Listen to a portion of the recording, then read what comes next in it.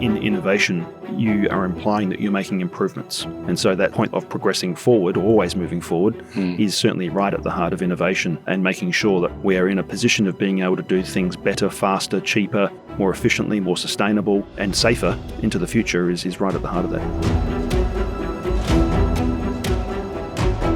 That's Stephen Rodda, Chief Innovation and Commercialisation Officer at the University of Adelaide.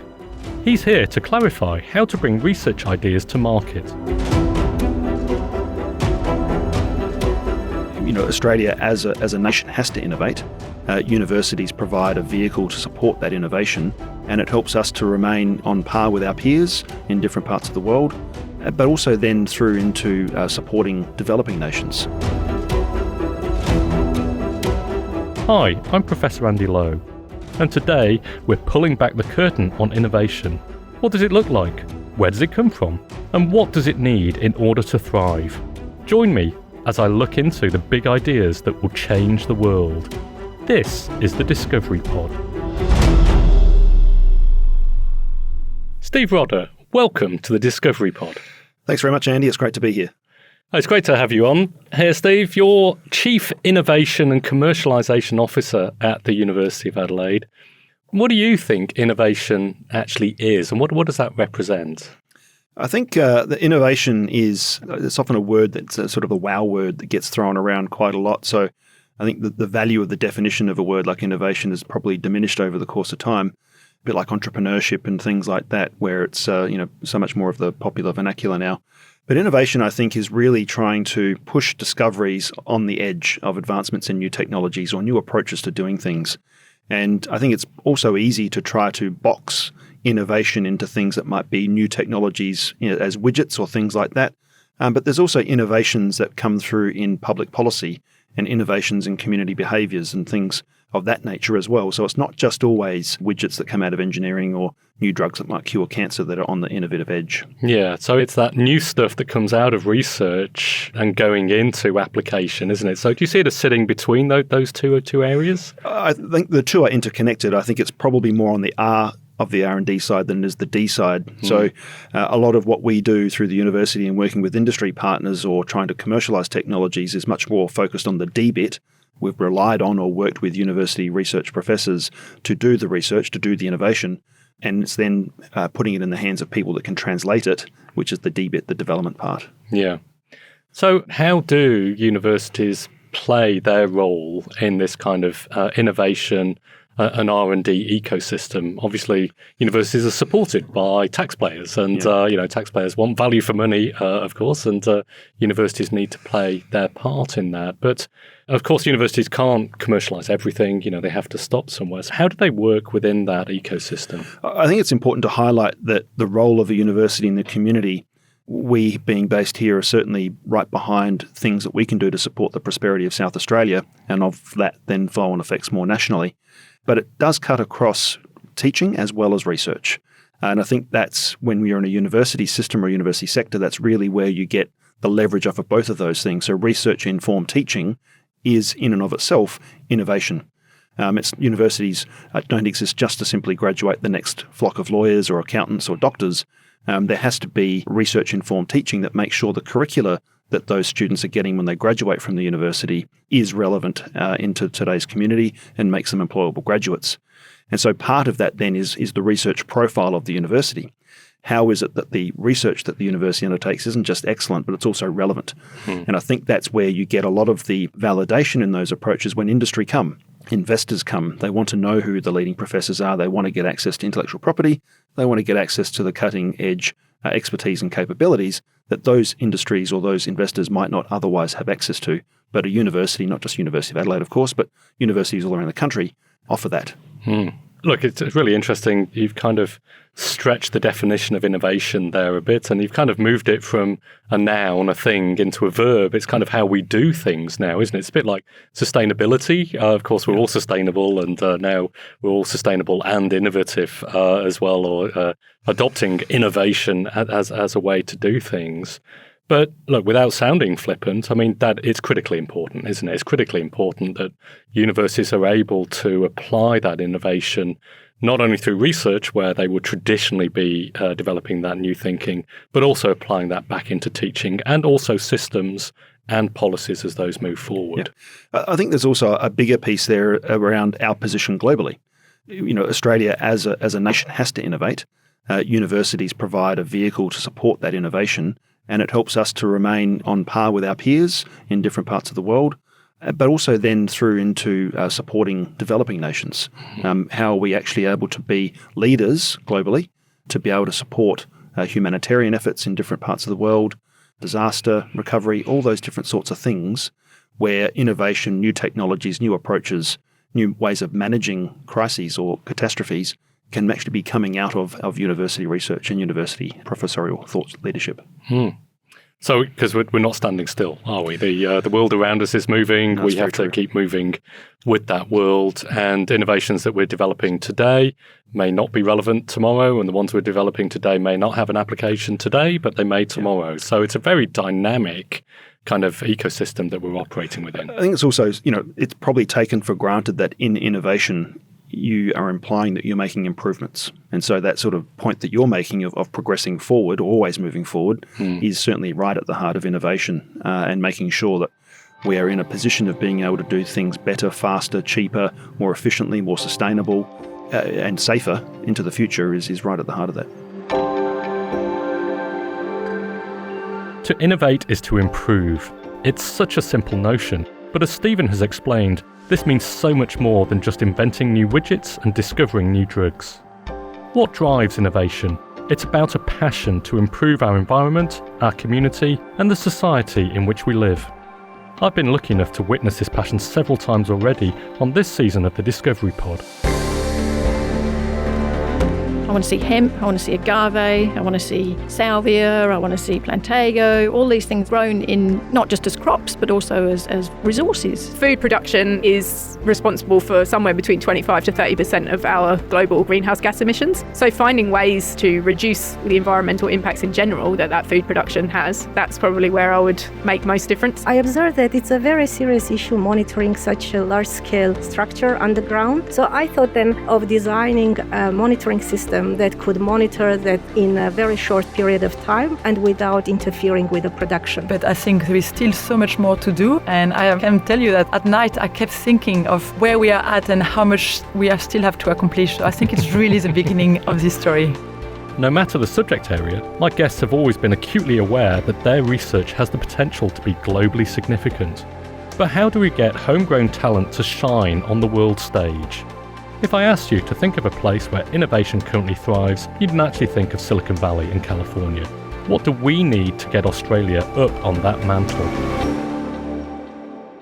So maybe if we can just step back a bit and take a bit more of a macro view of Australia. And I hear from repeated chief scientists that Australia isn't quite as good at commercialising research as some other places around the world.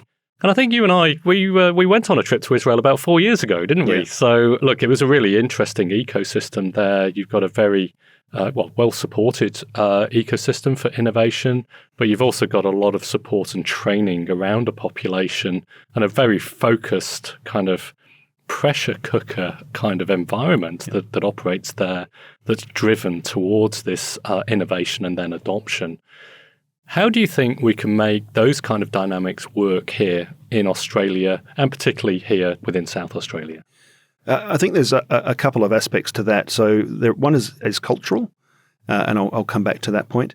But there's also another extension to that, which is around access to capital and policy settings.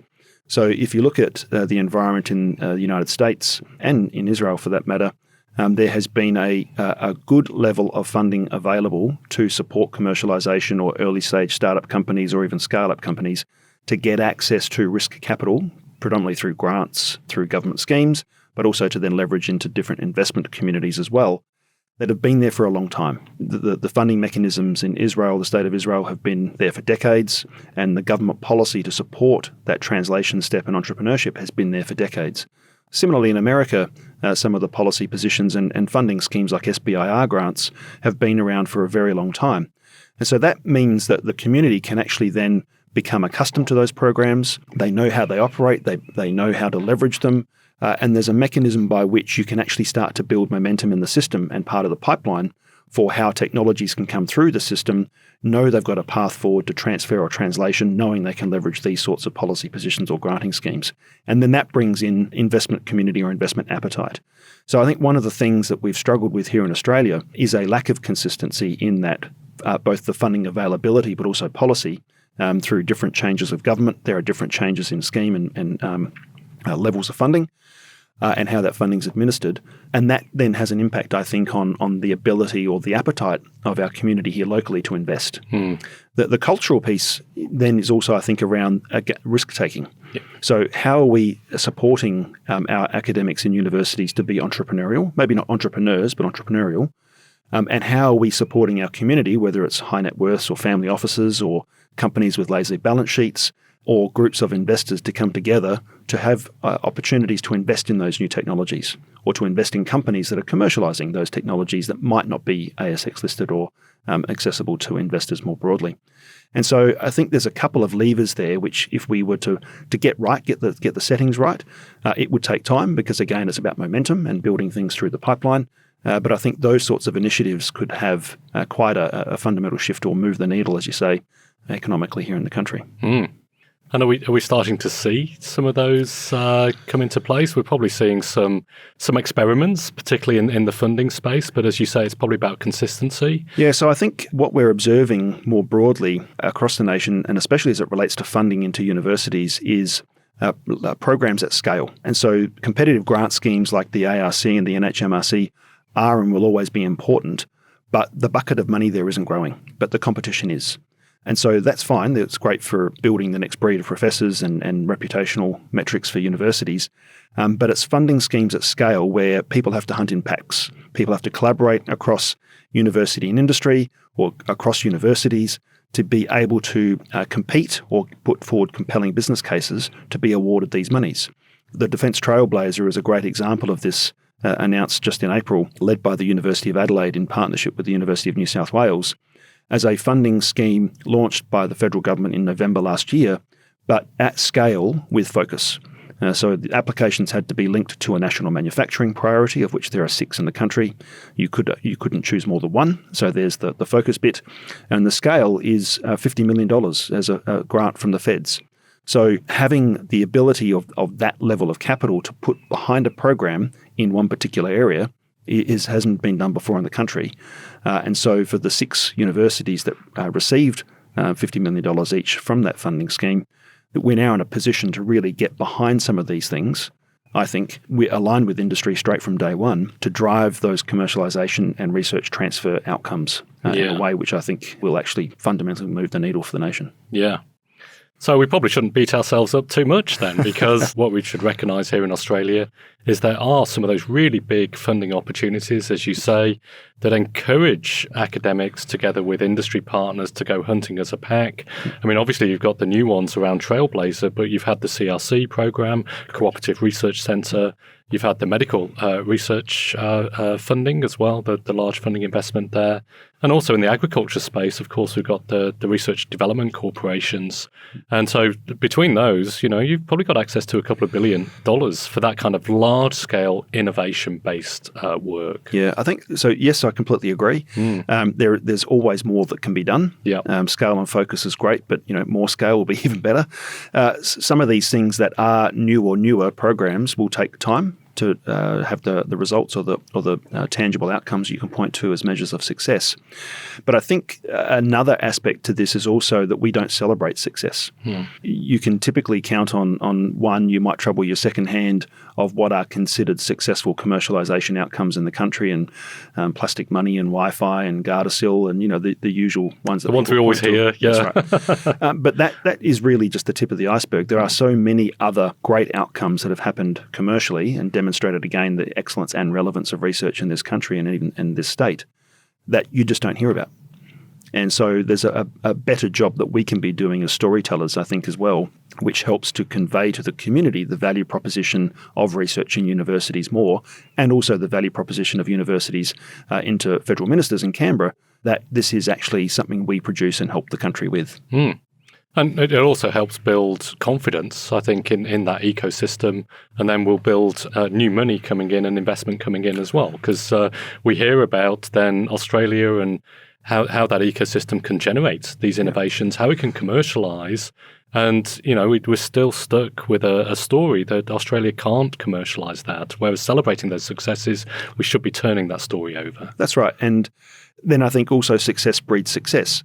So what happens in America very successfully is not only philanthropic donations back to universities where people might have got their start, or they've started their spin-out company and it's gone on to be a raging success. They turn around and donate back to the university because if it wasn't for them, they wouldn't have got that opportunity necessarily. Yeah. And so that is, again, a cultural element that is starting to build here in Australia. We are seeing signs of that where philanthropic donations of scale are being made, and certainly to help sorts of initiatives where it might be student entrepreneurs or areas of particular research where a donor may have been impacted personally, where though that sort of culture is starting to happen. But again, it takes a long time. But if you have founders of companies that go on to be successful and then they turn around and reinvest that money in other founders that they want to go on to be successful and create that community of mentorship and advisors and so on, that's when really exciting things can happen.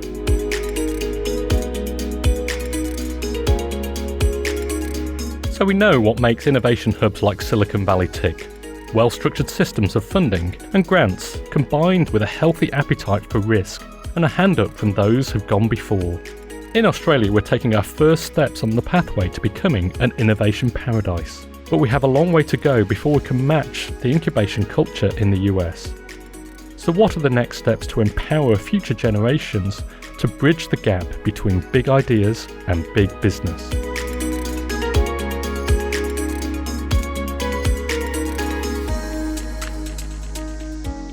So Steve, look, that's a great vision for how we can help kind of upscale innovation and commercialization.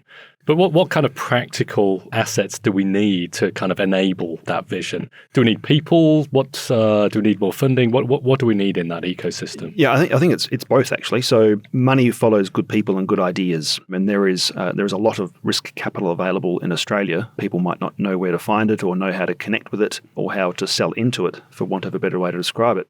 But people is the other one. And so from my experience in the US and working with a lot of research leader academics from various universities like Harvard and MIT and Stanford and so on, you see very clearly that they have a breadth of activities in their lab, but they also have a lot of experience and confidence in engaging with industry partners or investors to know that they'll get support to start companies. We don't have that depth or breadth of experience here in Australia. And so even if I reflect on my own background, finishing my PhD in biochemistry, I always knew that I wanted to get into the translation or commercialization side of activities. I went on and did further studies with an MBA and a few other things.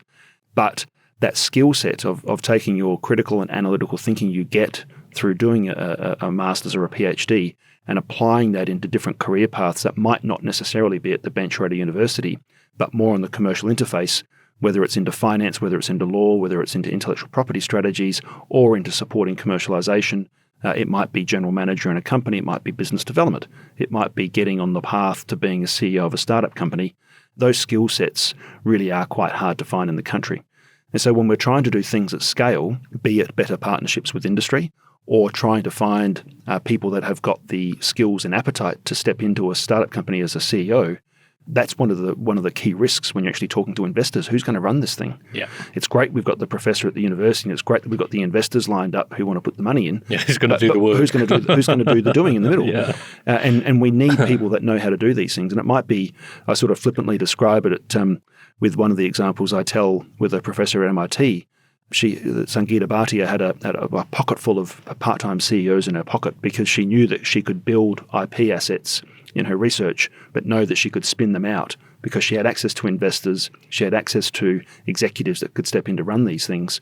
But it also provided an alternative career path for her postdocs and PhD students. So they could actually step out of her lab in an environment they're comfortable with because they know where the IPs come from, they know who the leadership has been, and actually take the risk and drive these things. And that's a really exciting environment. So if we could build something like that here in Australia, that would be amazing.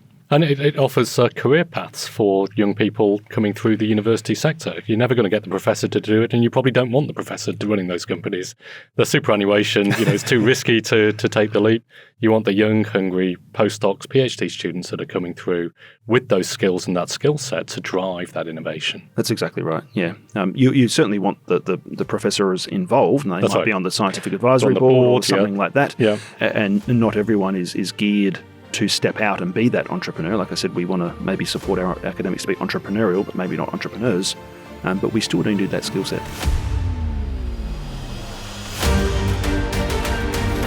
So it has very, very wide applications. We have been collaborating with innovation and commercial partners, and our project has been supported by them in recent years. And at this stage, we have 2 companies interested in commercializing our invention. So we're very interested in being able to use not just hemp biomass, but maybe sorghum biomass or sugarcane or whatever. And you can make that into boards, into bricks. You could make it into a material potentially that's hard enough to carve, and it's natural. I'm involved in seagrass restoration projects, looking at what the blue carbon benefits of seagrass restoration might be. But I do also work a bit in the aquaculture space, particularly looking at what the carbon footprint of different aquaculture products is and how we might be able to reduce that. I'd look at whether or not we could direct our knowledge and the fundamental discoveries that we're making now about human cognition, emotion regulation towards helping the most vulnerable people. You can do a lot of really technical and difficult research, but unless you're actually impacting the people who need it the most and you're making a difference to their lives, then it's not that meaningful. Disease is half scent. That means that we can smell it.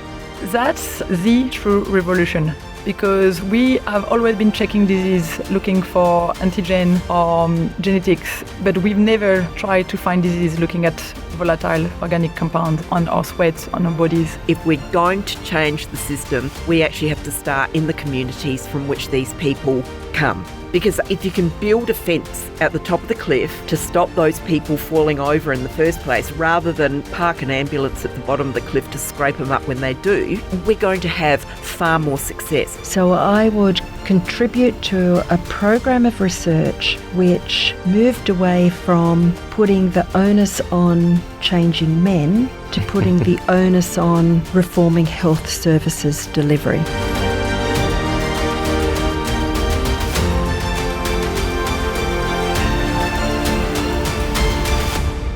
Look, I'm getting a strong sense of what gets you out of bed in the morning, Steve. But I might ask you a kind of a hypothetical question. So, say we're 10 years down the track, and today the Vice Chancellor said you can go and do whatever you want, Steve. And here's the budget. And here's the blank check. Yes, yeah, that's right. Here's the blank check. Exactly.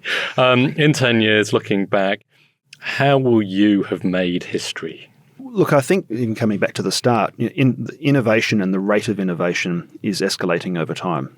As we create more technologies or more approaches, that helps us to innovate faster. And so I think if you fast forward into what that system might look like in 10 years' time, who knows, really? The sorts of advancements that we're making today will impact our lives tomorrow as well as they will in 5 years' time, but also breed the next generation of sorts of innovations and technologies that will assist. I think from my perspective, I sort of joke that I started life as a simple biochemist that then turned into the commercial world. My reason for getting out of bed in the morning really is that interface of transfer and translation. So much research gets done nationally within our medical research institutes, within our universities, and to be able to find the right people to partner with that are capable and competent to pick those technologies up, whether they are existing companies or going down the path of creating new ones. That's the way that we can do more of this activity. So insofar as what that might mean for my blank check today and how that could impact the future, it's doing more of that.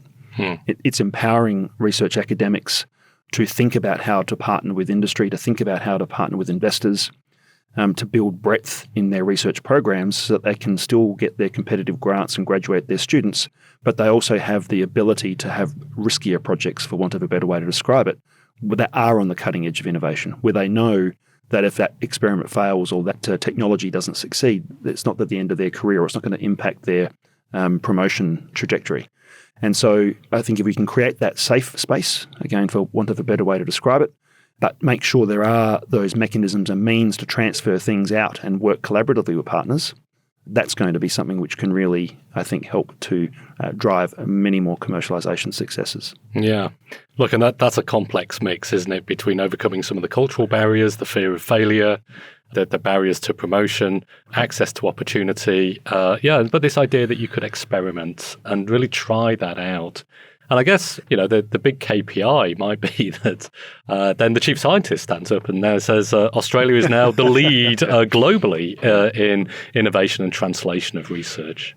Yeah, and wouldn't that be a great outcome? But again, that still comes back to us being effective storytellers. Yeah, we can talk about companies, again, as a small number, that have been founded by university professors that have gone on to do well. More of that would be wonderful. We still have to make sure that we've got the ability to tell those stories and that people listen too. Yeah. Well, Steve, it's been a really fascinating chat. It's a real discussion around innovation, commercialisation, and the role of universities within this very complex but developing ecosystem. Thanks very much. No, thank you very much for having me. And I think any opportunity that we get to better promote or more effectively promote what we do as universities in our role in the community, the better. Thank you. Couldn't agree more.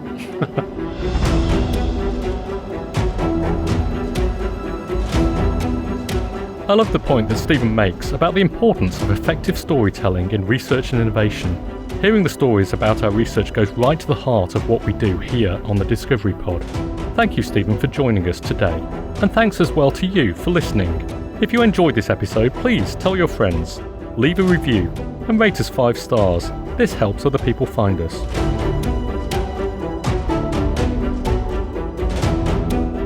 Next time, we're joined by Dr. Carolyn Semler to discuss how artificial intelligence can be used for on-demand mental health support.